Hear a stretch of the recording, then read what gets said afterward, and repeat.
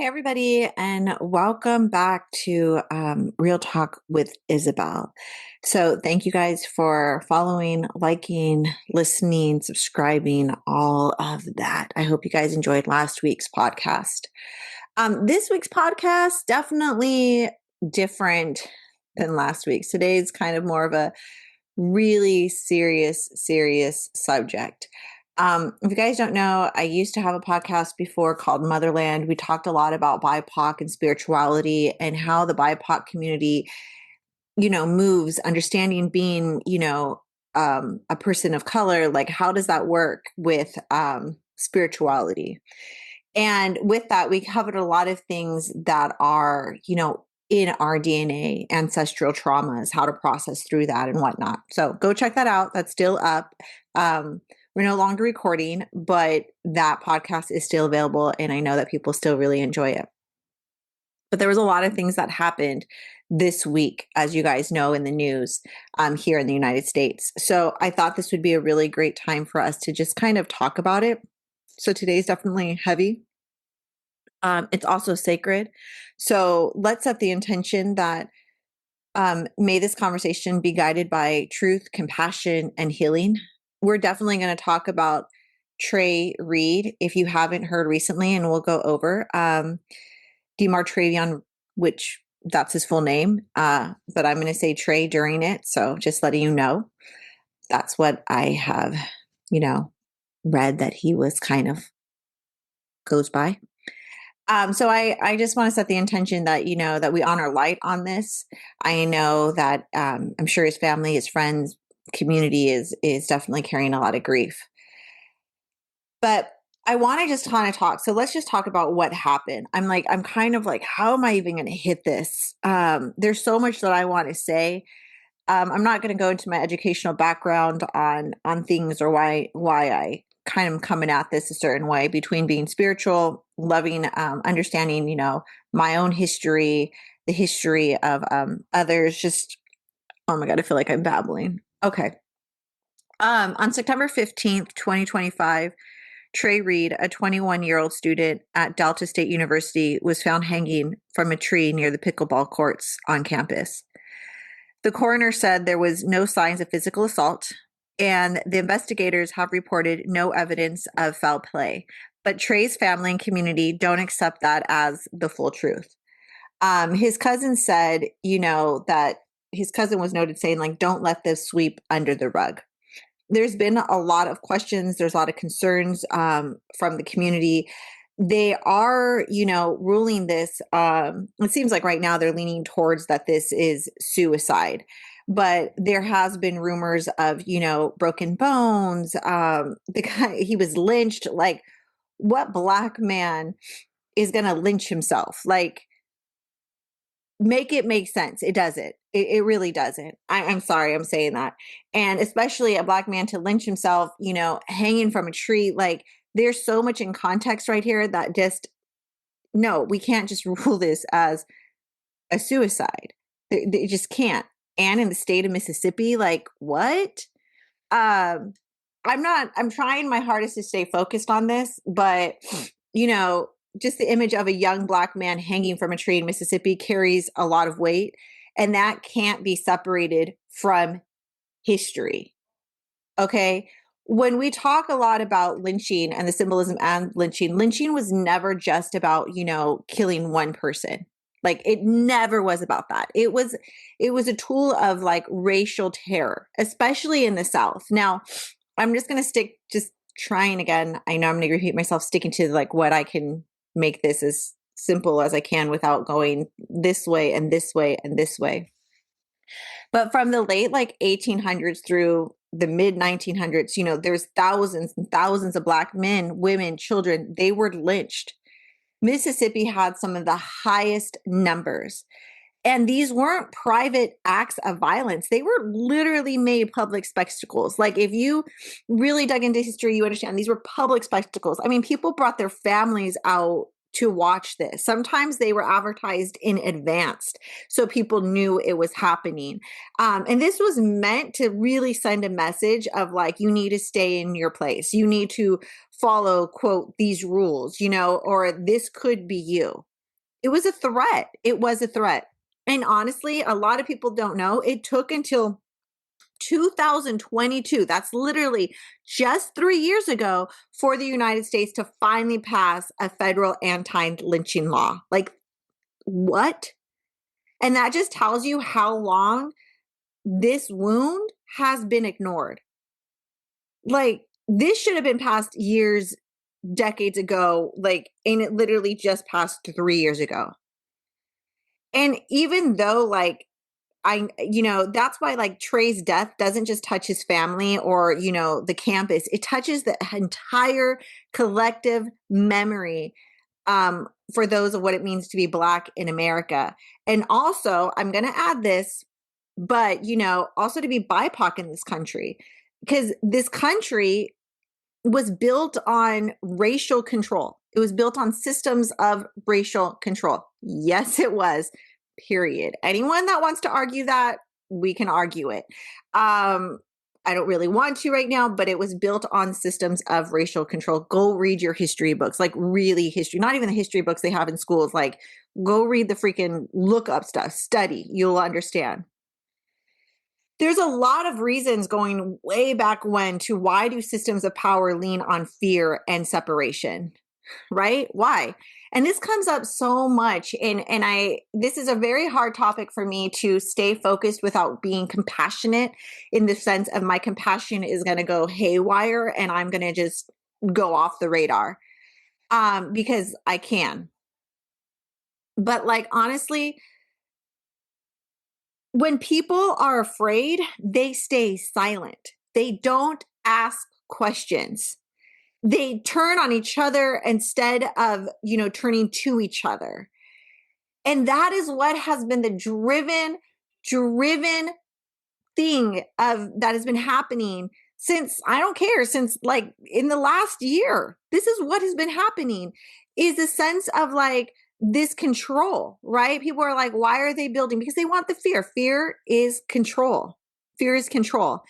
And when communities are separated, whether it's Black, Indigenous, Latin, Asian, they're left fighting. We're fighting our struggles in isolation, right? I am Hispanic. I'm Hispanic. I'm going to say that, and I understand, like, I don't know, there's so many words for me to say: Mexican, Hispanic, Indigenous, like, that is what I am. And it is true. We're fighting our struggles in isolation.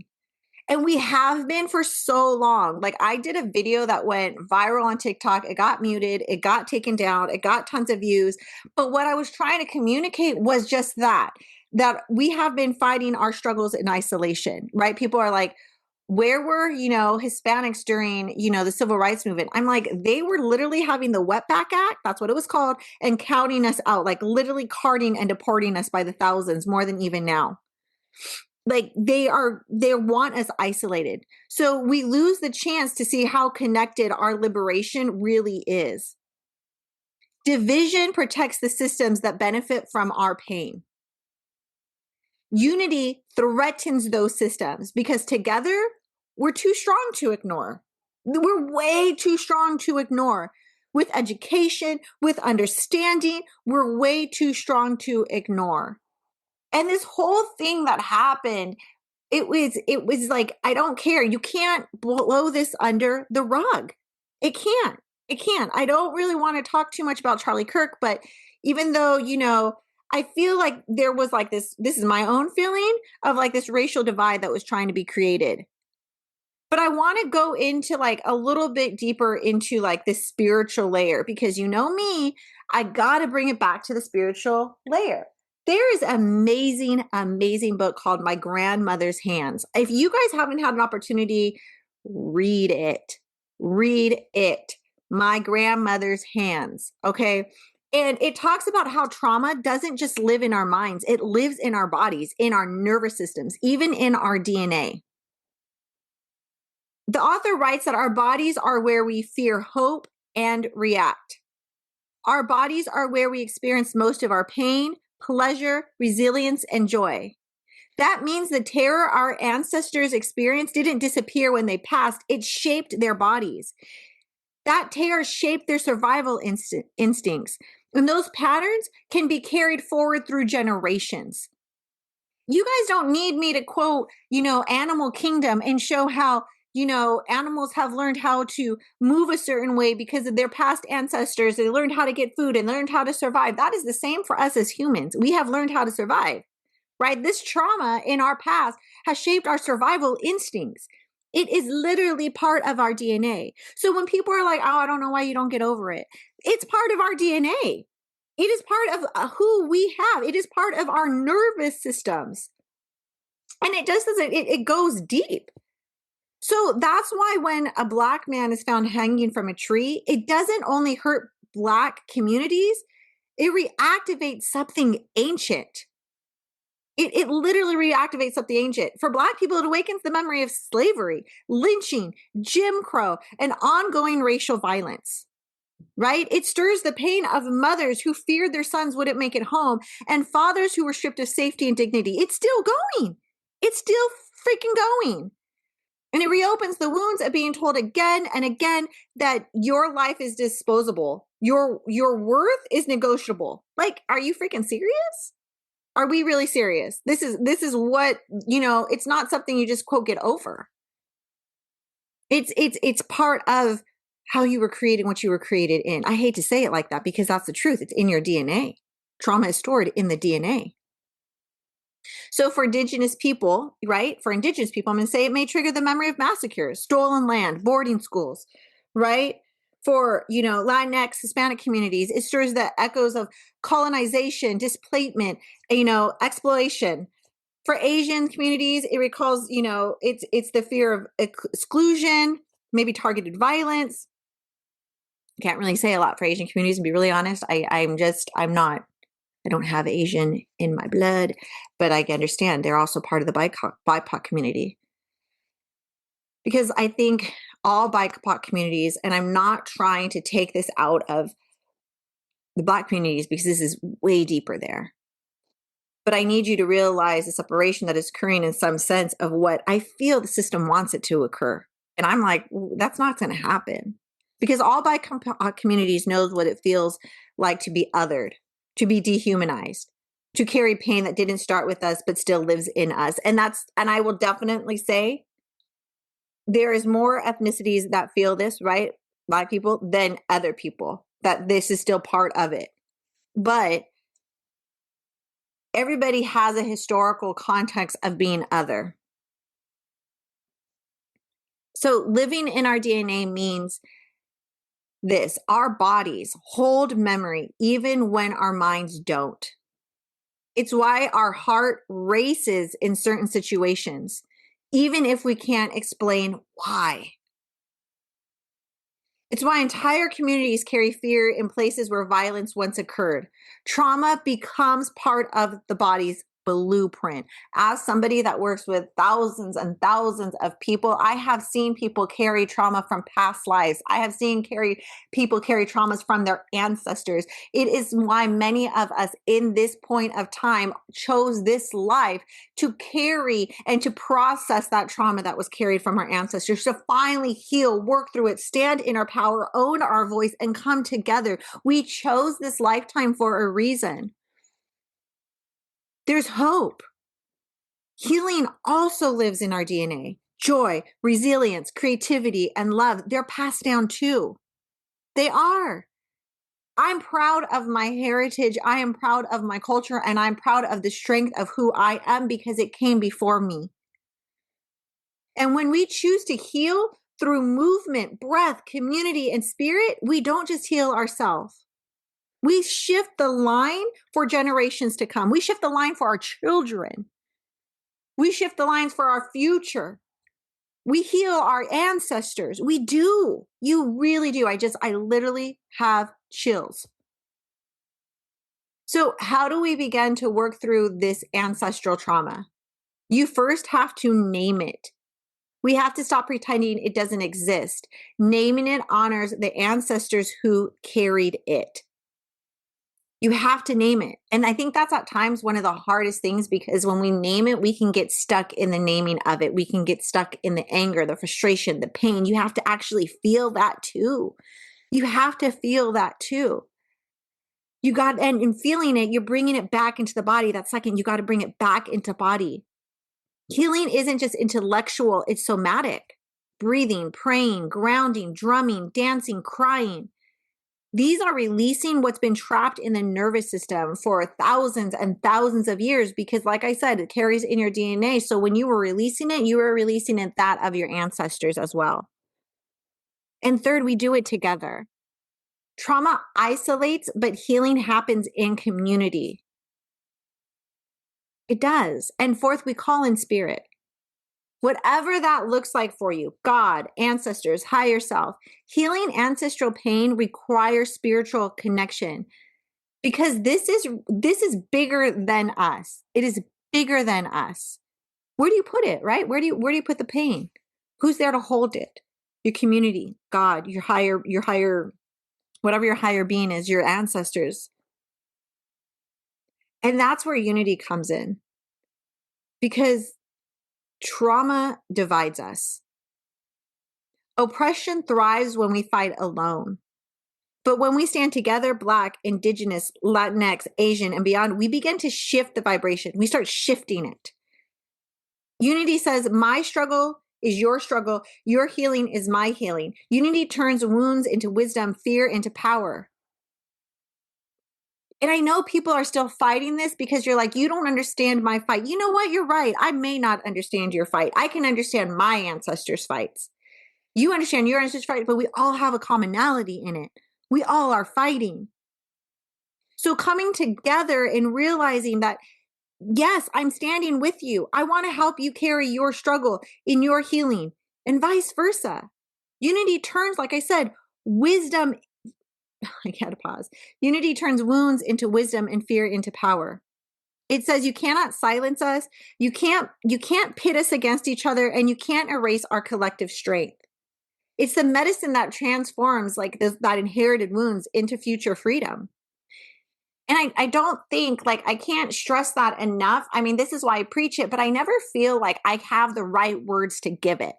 Like, I never feel like I have the right thing to say in getting this, because it's like, I'm never trying to brush what happened under the rug, but what happened to me was somebody out there trying to say, hey, pay attention. No, you're not going to put us in our place. Nobody needs to be put in their place any longer. I can see where the fear, the control is trying to be added in. But we're so much bigger than that. We're so much bigger than that. And that is what I feel as a person of influence is like, pay attention. We're bigger than that. You can't control us in the way that you wanted to. And I just, that's what I feel.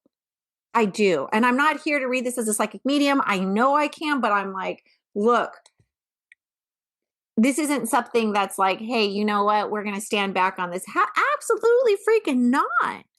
Absolutely not. Because it rubs people deeper. It awakened the wounds and the traumas that need to still be healed. And you heal that by fighting back.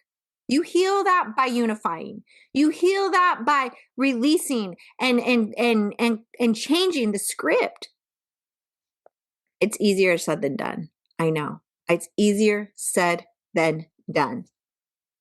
But I just felt like that today. I don't know. I needed to talk about it. I need to talk about it. I don't know where this podcast is going to go. I don't know who's going to hear this. I don't even know the comments I'm going to get. I got so much comments when I said this before. People were so angry at me. And I'm like, you still are paying attention to the division.